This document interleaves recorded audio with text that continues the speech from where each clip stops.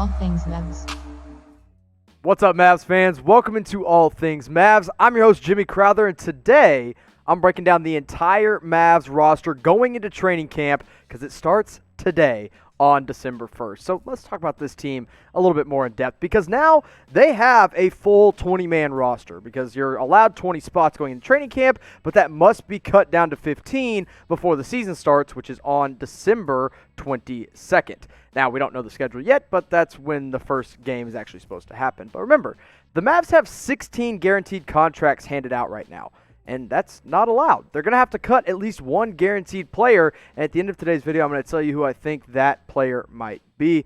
But the Mavs technically will have 17 guys on the roster. I know I'm throwing a lot of numbers at you right now. But the 17, the two extra, come from our two-way players in Tyler Bey and Nate Hinton, who are under two-way contracts. Remember, those two-way deals belong to Josh Reeves and Antonius Cleveland last year, and they are no more. The Reeves hive, unfortunately, is dead. If you're a Mavs fan for life, you know all about that. But let's go ahead and break into the starting five, or the starting four, I should say, because I think these are the only four guys that are guaranteed to start every single night, barring injuries. Luka Doncic, because of course, now they've picked up his team option for 2021-2022, in which he will be making a ridiculous $10 million. Kristaps Porzingis, he started every game he was healthy for last season, but he will be hurt for the first month. We'll talk about him more here in just a moment.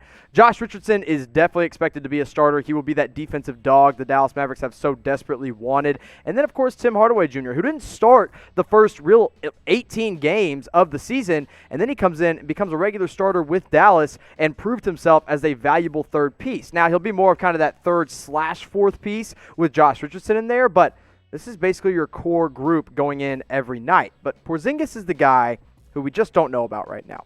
He had that meniscus surgery. Obviously, you remember he tore it on game 1 against the Los Angeles Clippers and then continued to play on it, which didn't make it worse, but it didn't make it better either, and he did require surgery. The last we heard, he is on schedule to be ready to go in January. And in fact, Rick Carlisle said, honestly, we've had to hold him back a little bit because he's wanted to do more, and he's actually probably physically able to do more. But the doctors are like, no, take it easy. We're going to take your time getting here because, remember, Mavs fans, I know we want to win right now, and I know the Dallas Mavericks have every chance in the world to win right now. In fact, I think they're top 4 in the Western Conference next season. But Luka and Kristaps Porzingis together could be together for the next 10 years and wreak havoc on the NBA. It doesn't have to happen this year. So be patient with his injury. He'll be back in January, and we'll get a hopefully more than a 3/4 healthy season from Porzingis, including the playoffs. Now, I want to give you guys a big round of applause real fast because you have grown this channel like crazy. We're already at 11,530 subscribers, but I'm asking you guys to do even better. Season starts, like I said, December 22nd, so I have a goal for you guys. Can you get this channel to 12,000 subscribers before December 22nd? If you can, great. And one way you could do that is just simply send this link out to your friends, to your family, to all the other Mavs fans that you know, and let them know, hey, this is the best Dallas Mavericks coverage on the internet. Why aren't you subscribed yet? It's absolutely free. You might as well do it. And also, make sure you hit that notification bell because videos are coming out every single day, and you're going to want to make sure you're staying tuned in.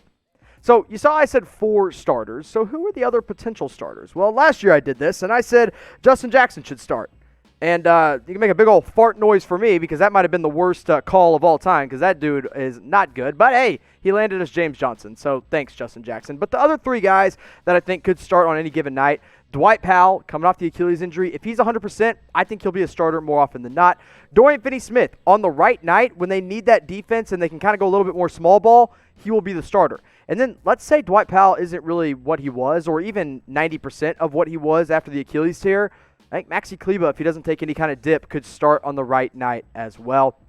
I think you'll see these 3 guys fluidly start throughout the season. Carlisle loves that term. The lineup is, quote, fluid, which basically just means any guys can start on any given night outside of pretty much that core 4. So you got Dwight Powell. If you want him to be the primary starter when he comes back, type DP. If you think it should be Dorian Finney-Smith and they should go more wing defense and a little bit smaller, type DFS. Or if you're a big Wurzburg Wall fan, type MK for Maxi Kleber because I really think we could see all these guys start on multiple nights. I wouldn't be surprised if it's a 1/3 split for every single one of them and they split it up pretty evenly.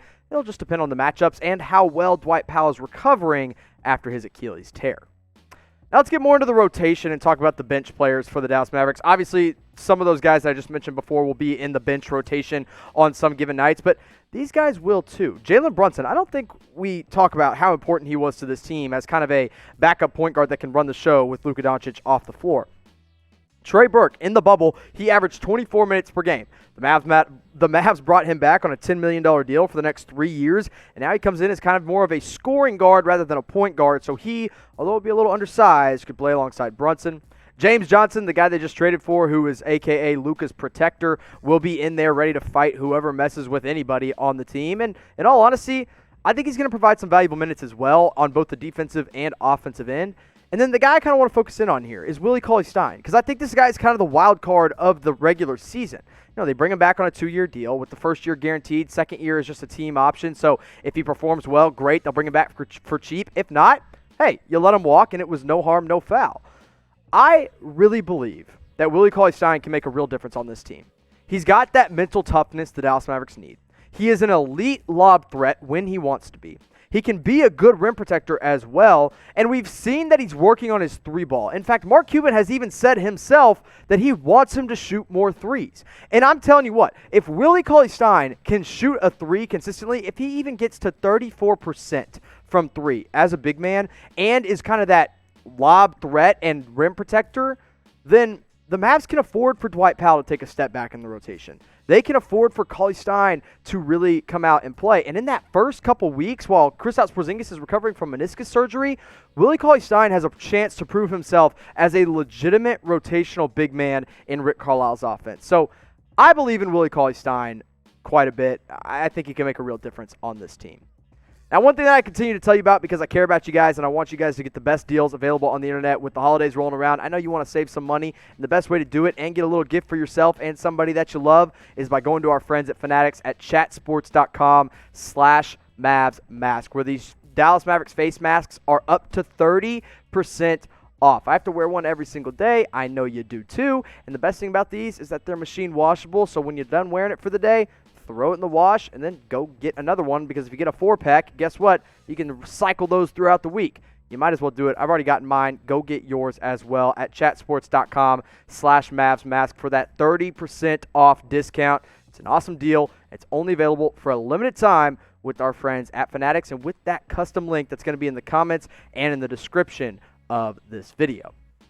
Let's get more into the rotation here for the Dallas Mavericks and talk about the two guaranteed rookies on the team. I know there's a third one in Tyler Bey, who's a two-way guy, and there's Nate Hinton, and we'll talk about both of them. But these are the two guys that are under full guaranteed contracts with the Mavs in Josh Green and Tyrell Terry. And I think both of them are going to make a real impact on this team. In fact, I think they could come in and play an immediate role, really, in the offense as a whole. Tyrell Terry comes in, and he is that sharp shooter that kind of makes up for Seth Curry.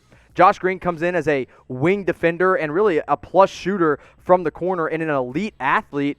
They can bring these guys in. They make a real difference right away. I believe the league is in some trouble because both these guys are legit. So let me ask you who you think makes a bigger impact in year one. Type JG if you think it's Josh Green. Type TT if you think it's Tyrell Terry. And it kind of depends on what you want. If you're talking defensive impact, it's Josh Green. If you're talking shooting impact, it's Tyrell Terry. And there's going to be nights where these guys probably don't play at all because this is a veteran team, and not even veteran. This is a young team, but with veteran players on it that will get a heavy dose of minutes. And there's going to be nights where we don't see them play, and people are going to be pissed off at Rick Carlisle. But there's also going to be nights where they come in and they play 25 minutes, and Rick Carlisle shows off how good these kids can be. So I believe in both of them in different ways, but which one do you think has a bigger impact in year one? Let me know in the comment section. Now we're rounding out the bench, and we're talking about the final players kind of in that back half of the rotation, your 12 to 15 man range, or really, I guess, 12 to 16 because there's 16 guaranteed contracts. It's Boban Marjanovic, who when he comes in short spurts is very effective. Wesley Iwundu, who I think the Mavs actually believe in because they've given him some guaranteed money. And, of course, the man, the myth, the legend, JJ Barea, the 36-year-old point guard who's literally 5'10". If you ever stood next to him, I'm not even sure he's actually 5'10". But he's back on a guaranteed deal. But there's also some camp invites as well who will be competing for some spots. Freddie Gillespie and Devontae Patterson are both on Exhibit 10 deals. And if you have no idea what an Exhibit 10 deal is, let me kind of explain real quick. Basically, If they don't make the roster, the full-time roster, they have a guaranteed spot on their G League team, and they get some guaranteed money down there. And then, of course, your two-way guys, Tyler Bey and Nate Hinton. Those are both guys that I think can make a legit impact on this team in certain situations. Nate Hinton is a do-it-all, try-hard kind of guy, and Tyler Bey is, as Rick Carlisle called him, an analytics darling from college. A great defender. He can defend basically 4 positions on the floor. But with the Mavs being at 16 guaranteed roster spots, they're going to have to cut somebody. And it's not going to be any of those camp invites because they don't count against the roster. It's going to have to be one of these guys. And these are the 5 guys that I think could be in the running to be cut. Now, if it's either Josh Green or Tyrell Terry, I will throw an absolute fit. I don't think that's realistic. And then you got Boban, JJ, and Wesley Iwundu. Those are the 3 more realistic candidates to get cut this year. And so I kind of just want to break this down. I know we believe in these flyer types, and we have fun thinking Wesley Iwundu can come in and make an immediate impact. And maybe he can on the defensive end, and he can shoot the 3 ball. But I'm going to be honest with you. He's probably the most likely to get cut before the season actually starts. He's kind of the odd man out. He doesn't have any experience in Dallas. Now, JJ Barea, from a talent standpoint and from an age standpoint, he is the odd man out. And, in fact, he probably, when you just look at pure talent, should get cut at this point in his career. But there is something to be said about veteran experience on this team and about guys that are good in the locker room. Look at Jared Dudley. Jared Dudley just got paid from the Lakers. You think he makes an impact on that team?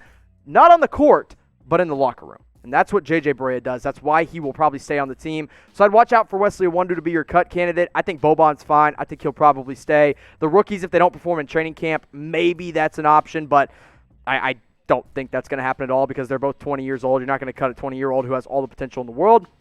So go ahead and make your comments down below. You made it all the way to the end of the video. You saw every single player all the way from the top of the mountain in Luka Doncic all the way to Prairie View A&M's own Devontae Patterson. So which Maverick of the guaranteed guys, don't tell me about the training camp guys, which of the guaranteed Mavs do you think is going to get cut to make sure we get it down to 15 on the roster?